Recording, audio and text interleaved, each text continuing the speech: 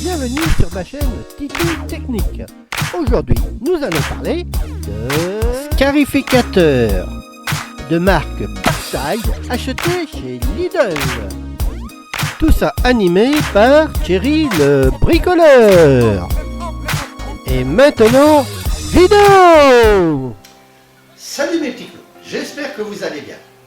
Aujourd'hui, je vais vous parler de scarificateur, plus spécifiquement du scarificateur de chez Parkside. Alors, la première question que vous allez vous poser, à quoi sert un scarificateur? Vous verrez dans la vidéo après le travail ce que ça fait. Le but du jeu d'un scarificateur, c'est pas une tondeuse. Une tondeuse, vous avez une lame qui tourne comme ça, qui vous coupe l'air. Un scarificateur, c'est soit une lame qui tourne comme ça, ou des espèces de petits ressorts qui sont pris sur un axe, et pareil, qui ont le sens de rotation inverse. C'est-à-dire que quand vous passez, vous griffez votre pelouse, ou toutes les saloperies qui poussent dedans. Alors c'est quoi le but? C'est que votre pelouse, au bout d'un certain temps, votre herbe, quand elle a poussé, les racines, ça vous fait des grosses racines blanches qui deviennent un petit peu rampantes sur votre pelouse. Ça vous fait une pelouse épaisse et vous avez donc votre couche de racines blanches et votre herbe qui pousse dessus. Ça vous fait une herbe assez clairsemée. Donc il faut supprimer ça et revenir à l'herbe, vraiment le brin d'herbe qui sort vraiment de terre. Le deuxième avantage, c'est que si vous avez des saloperies qui poussent dans votre pelouse, ça va vous la gratter, ça vous enlèvera les feuilles, ça ne vous enlèvera pas les racines. Le problème, c'est qu'aujourd'hui, on ne peut pas traiter. Donc, c'est la seule solution. Et le gros avantage aussi, c'est que beaucoup de pelouses, à un certain moment, arrivent à être envahies par la mousse. Alors la mousse, c'est pareil, ça nous fait un tapis à la fin relativement assez épais. Votre tondeuse a tendance à glisser dessus, à vous couper ce qui dépasse en herbe qui arrive à pousser plus ou moins dans votre mousse. Mais, résultat des courses, c'est vrai que ça vous fait un tapis bien vert, mais c'est pas très joli. Donc le scarificateur, lui, ce qu'il va faire, il va, du fait de vous griffer tout ça, la mousse, il va vous l'éliminer, il va vous la griffer, il va vous la sortir. Tout ce qui est saloperie qui pousse, pissenlit, vous verrez, je vous montrerai, j'ai une espèce de petit rampant là qui est chez moi, qui pousse souvent dans mon jardin. C'est un tout petit truc avec des toutes petites feuilles, des petites feuilles jaunes. C'est infernal, c'est rampant, ça vous fait tout crever. Donc ça, je le balaye au scarificateur et ça vous coupe toutes vos racines de pelouse, donc les grosses racines qui se promènent, qui rampent et tout ça, et ça vous remet tout nickel. Alors, l'inconvénient, c'est que quand vous avez fait ça, votre pelouse, pendant un certain temps, elle n'est pas très jolie, parce que vous avez supprimé tout ce qui ne vous sert pas, donc ça vous fait des trous dans votre pelouse où vous aviez vraiment trop de mousse ou trop de trucs, où votre pelouse avait tendance à peiner. Votre herbe, vous avez l'impression de ne plus avoir une herbe qui est blanche, mais vous inquiétez pas, ça c'est l'histoire de, allez, un petit mois, le temps que votre pelouse reprenne le dessus, et après vous allez voir, vous allez avoir une pelouse nickel. Moi, personnellement, je fais ça tous les ans, une fois par an. Je fais ça, là on est le 26 mai, je crois. J'ai fait ça en début de semaine, j'en ai profité tant qu'il faisait beau. Alors, évitez de faire ça trop tard, parce qu'après, quand la terre est trop sèche, je vous garantis, ça fait énormément de poussière. Donc là, je suis dans le Nord-Cotentin, on a eu beaucoup d'eau cet hiver, et la terre est pas trop sec encore, donc c'était impeccable. J'ai fait ça il y a une semaine.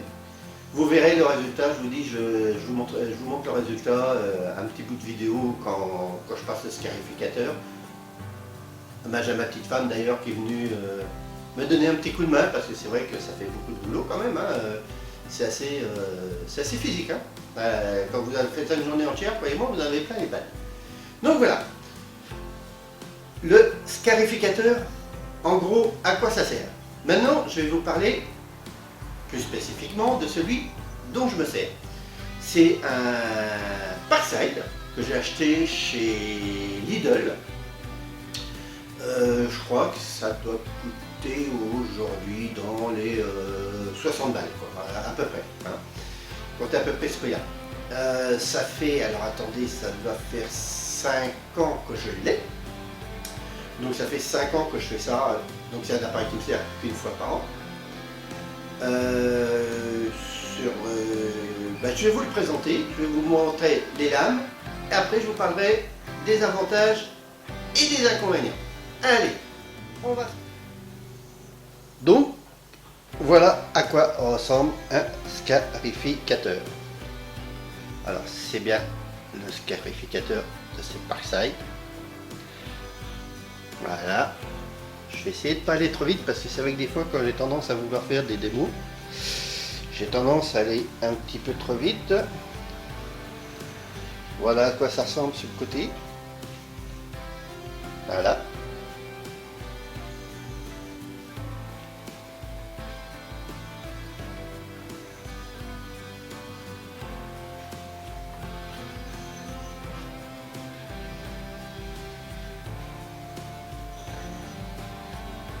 Voilà. Donc là, j'ai plié le manche hein, parce que pour qu'il rentre sur mon établi, bien sûr. Ici, un réglage de hauteur de coupe. Donc, c'est pas terrible, hein, comme vous pouvez le voir. Il a tendance à sortir et à se dérégler, donc j'ai mis deux petites vis, un petit bout de fil de fer. Comme ça, quand je le mets dans une position, je fais 2 tours, comme ça je suis sûr qu'il ne bouge pas, parce que bon, c'est du matériel qui morfle. C'est le seul réglage que vous ayez. Et vous verrez ici, alors là vous allez me dire, il y a un truc qui ne doit pas être d'origine. Effectivement, ça, ce n'est pas d'origine, c'est un truc que j'ai rajouté. J'ai un compte Insta qui se trouve dans la description. J'ai aussi un compte mail qui se trouve dans la description. Si vous avez des questions ou des remarques, n'hésitez pas à me le dire et je vous répondrai. Et voilà le dessous. Alors là, le matériel qui est dessus, c'est un axe avec des espèces de ressorts, voyez. Et c'est la vitesse qui vous fait tourner ça et qui vous ratisse l'herbe. Hein. Bon, vous voyez que j'ai des ressorts qui commencent, qui sont cassés. J'en ai déjà pas mal de cassés, déjà pas mal d'usés. Ça, on va parler du sujet après. Donc, il est emboîté dessous. Si vous voulez le remplacer, alors ça, c'est bon pour l'herbe comme moi qui fait tous les ans. Hop. Après, si vous voulez le remplacer, vous avez un autre système, je vais vous le montrer. Et je vais déjà vous montrer comment on démonte. Donc, vous avez ici une vis.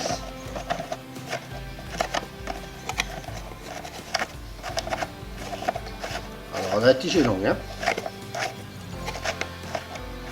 Donc, je vous disais, ce genre de griffe, c'est bon pour une herbe, comme moi, qui est une herbe qui est faite tous les ans, donc qui n'est pas trop jetons en moyenne quelques jours avant.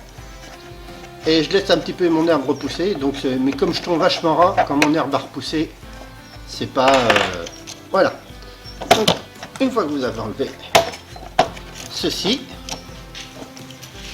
voilà, encore un petit peu de poussière, et vous sortez votre axe. Alors, voilà, donc ici, le carré d'entraînement hein, du réducteur. Je vous ai parlé tout à l'heure du réducteur. On fera un petit peu de mécanique là-dessus, je vous expliquerai.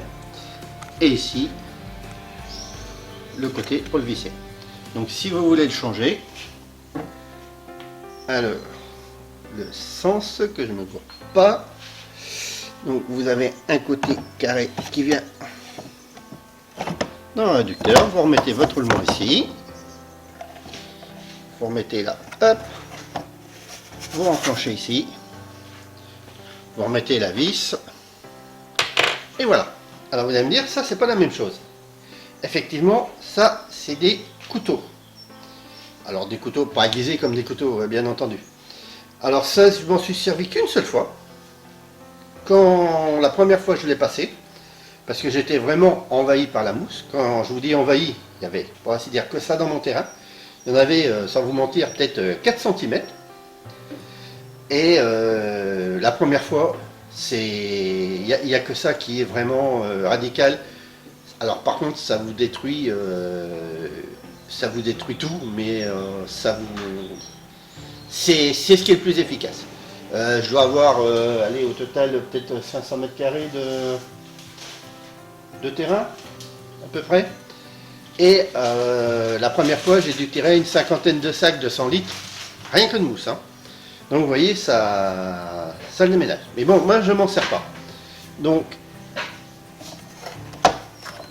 je me sers plutôt après que des griffes. Et je vous dis, parce que mon terrain est propre.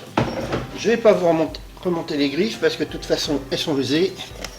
Il faut là, je les change. Eh ben, on va en parler tout de suite. Hop, je vais resserrer ça. Faut pas le perdre.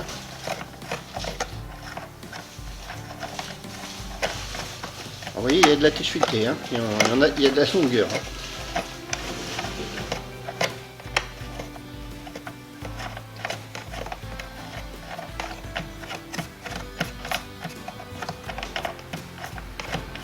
Voilà, que je ne le perds pas. Donc, ah oui, je vous disais donc que mes fameux ressorts ici. Je vais les poser là. On va les reposer là. Un petit peu mieux les voilà. Donc ce morceau-là, ça vous fait, allez, je vais vous dire, ça vous fait 4 ans. Pas plus, hein. C'est normal, hein. Vous imaginez ça qui est la vitesse où ça tourne. Le moteur est costaud, hein, je peux vous dire qu'il ne cale pas.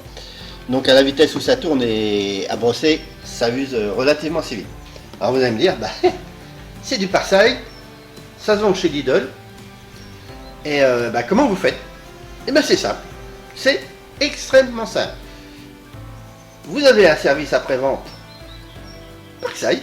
Vous allez sur internet, vous tapez service après-vente Parkside, et vous tapez la référence de votre scarificateur. Eux vous retrouvent la référence de ce couteau là, hein, et enfin de ce couteau, de ces ressorts, et ils vous les commandez, ils vous les envoient. J'ai dû mettre 4 jours ou 5 jours à les avoir. Ça m'a coûté avec le port une vingtaine de balles. Et je repartais avec des ressorts tout neufs. Voilà. Donc je les ai changés, je vous dis, ça, depuis le temps, je les ai changés qu'une fois, une seule fois. Alors, bravo Parkside, parce que moi là-dessus, on a beau dire c'est du Lidl, ça n'a absolument rien à voir avec Lidl. Hein. Parkside, c'est une marque d'outillage. Donc moi je leur dis bravo, parce que le service après-vente, croyez-moi, j'avais hésité à acheter un scarificateur dans une grande surface ou dans une jardinerie. Et ben croyez-moi que je regrette pas, parce que pour trouver les pièces détachées, il n'y a aucun problème. Je pense que si j'avais acheté ça ailleurs, ça aurait peut-être été compliqué. Mais bon, bravo Parkside là-dessus, rien à dire. Donc ça, c'est les gros avantages. Alors, bien sûr, ici, comme vous le voyez, c'est la sortie de vos balais. Derrière, vous avez un sac en toile, hein, style sac de tondeuse. Hein. Moi, je m'en sers pas.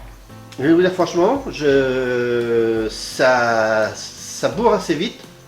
Donc, ce que je fais, je coince le petit rabat qui est devant avec un tendeur, je le laisse ouvert, je mets des bottes bien entendu, et je fais ça avec, avec mes bottes et le ouvert, et ça pulse, ça éjecte bien, comme ça m'évite de bourrer sans arrêt derrière mes couteaux. Bien sûr, ça vous oblige à ratisser un petit peu après, et à ramasser, mais ce que je fais, bon, bien souvent ma femme vient m'aider, elle ratisse, et après ce que je fais, je repasse un coup de tondeuse à gazon, par-dessus, et ça me ramasse tout le restant, et en plus, ça me permet de couper tout ce qui est relevé et tout ce qui, voilà, tout ce qui traînait. Donc, voilà pour le scarificateur, disons, en moyenne, moi je trouve ça assez solide, pas mal, pas cher. Allez en chercher un dans une jardinerie, vous le paierez, ou dans un magasin de bricolage, vous le paierez le double. Donc, avantage, bonne note. Maintenant, alors il a un inconvénient. Alors Parkside, si vous m'entendez, je suis désolé, mais j'ai quelques outils Parkside, hein, j'ai absolument rien à en dire. C'est le seul truc où j'ai eu un problème, bon, que j'ai résolu parce que je bricole. Je vous explique. Quand vous vous servez de votre scarificateur, vous avez bien sûr ici, caché là derrière, un réducteur qui vient ici faire tourner votre axe de vos couteaux, et un moteur électrique qui est assez costaud, hein. Le moteur électrique, il n'y a absolument rien à dire. Mais bien sûr, ce moteur électrique là, eh ben, faut le refroidir. Pour le refroidir, vous avez une entrée d'air qui est ici derrière la roue. Là, on voit il y a une espèce de mousse, hein, derrière. Donc votre moteur a une grosse hélice derrière qui tourne, qui fait ventilo et qui fait une circulation d'air qui vous refroidit tout ce qui est ici. Et hop, la sortie d'air se refait ici au milieu sous votre scarificateur. Alors le problème, eh ben, c'est que c'est mal foutu, parce que même les entrées d'air ici, même avec un espèce de caoutchouc derrière, enfin de caoutchouc de mousse qui vous sert un petit peu de filtre, ça brasse tellement, la mousse est tellement léger que ça rentre. Et résultat des courses, ce qui se passe, eh ben, ici derrière votre moteur, vous le bourrez de mousse, votre moteur, eh ben, il chauffe, et à un moment, votre scarificateur, il s'arrête. Alors vous allez me dire pourquoi il s'arrête. C'est parce que dans le moteur, alors ça c'est une très bonne chose, bien pensé Parkside par contre, le moteur est équipé d'un Clixon. Un Clixon c'est quoi? Ça sert beaucoup sur les moteurs de frigo, hein, sur les moteurs de froid. C'est une petite lame qui se dilate à la température et qui vous fait comme un petit interrupteur. Et quand le petit bilame est trop chaud, clac, il vous coupe le moteur électrique. Le problème, c'est que bah, si vous attendez, vous êtes obligé d'attendre au moins 2 heures le temps que ça refroidisse, vous allez redémarrer. Et quand vous allez redémarrer, et ben, au bout de 10 minutes, votre moteur il va cliquer parce qu'il n'est pas refroidi. Alors, la première fois que ça m'est arrivé, j'ai un petit peu grincé des dents. Donc, bah, j'ai ramené tout le monde sur l'établi, et là j'ai dit, on va voir ce qui se passe. Donc, vous avez des vis de planquer, alors un petit peu partout ici. Hein. Si vous faites ça tranquillement, c'est dans du plastique, mais il faut y aller tranquillement, pas forcer. Vous enlevez toutes les vis de maintien qui vous maintiennent tout le dessous ici. Et après, vous avez le morceau du dessus qui sort. Et, alors attendez, je vais essayer de vous le tourner. Donc une fois que vous avez enlevé toutes les vis, tout le dessus sort, toute cette partie-là. Donc vous êtes obligé de démonter les deux bras, toutes les vis en dessous, d'enlever le chapeau là, vous enlevez, il y a une petite vis derrière, hein, vous enlevez le dessus, il y a une petite vis derrière pour le tenir, et vous sortez ça. Et là, ici, à cet endroit-là, je vais essayer de vous montrer à peu près, à cet endroit-là, vous retombez sur votre réducteur et sur votre moteur. Alors moi j'ai trouvé la solution à ça, c'est pas joli, mais je peux vous garantir que c'est efficace parce que j'ai été emmerdé une seule fois avec ça. J'ai dit une fois, pas deux, je ne vais pas passer ma vie à le démonter et à le remonter. Donc ce que j'ai fait, eh ben, j'ai condamné par l'intérieur, j'ai scotché toutes les entrées d'air ici, du moteur. J'ai pris deux coudes qui servent pour les vidanges, de coudes de plombier. J'ai fait un trou ici sur le dessus, juste au-dessus du moteur. J'ai mis deux coudes et j'ai fait comme une espèce de pot d'échappement. Enfin, c'est pas un pot d'échappement, c'est plutôt une aspiration d'air. Comme ça, quand mon moteur il tourne, tout ce qui brasse alentour avec les couteaux n'est pas aspiré. Et j'aspire mon air pour me refroidir mon moteur ici. Et je la ressors dessous. Voilà. Tout simplement. Bon, je pense que Parkside aurait pu... je pense qu'ils doivent être conscients du problème. Ils ont certainement dû en entendre causer. Je pense qu'il aurait dû faire une petite amélioration à ce niveau-là, faire une entrée d'air dessous. Voilà, modifier. Donc Parkside, si vous m'entendez, hein, votre scarificateur, c'est bon. Il est bien noté. Moi, j'en suis satisfait. Bon, ça va parce que je bricole. Mais une petite modif à ce niveau-là, c'est tout ce que je vous demanderai. Voilà. Vous n'avez pas de chance parce que je vais faire plusieurs vidéos de matériel Parkside où il n'y a absolument rien à dire. Le matériel tient la route et tout. C'est le seul outil Parkside où j'ai eu un problème. Et c'est la première vidéo Parkside que je vais vous sortir. Donc voilà, je pense qu'on a fait le tour. Voilà.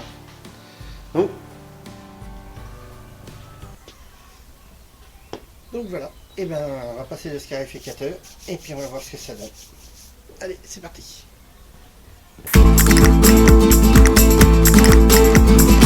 Allez, allez! Fuego, fuego! Allez!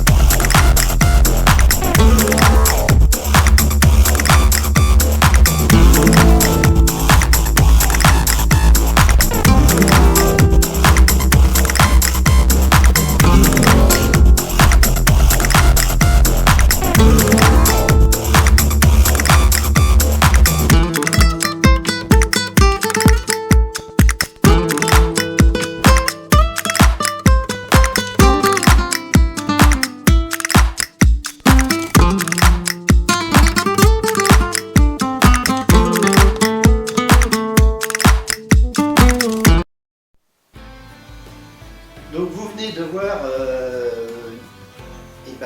comment travaille ce scarificateur. Bon, vous avez vu que mes couteaux commencent à être usés, donc je suis obligé de faire un petit peu circuler de temps en temps quand c'est vraiment trop épais, quand il y a trop de choses à tirer. Je suis vraiment obligé quand j'arrive au bout de mes couteaux, de faire ça. Sinon, généralement, vous passez dans un sens, vous passez votre terrain, vous repassez dans l'autre sens.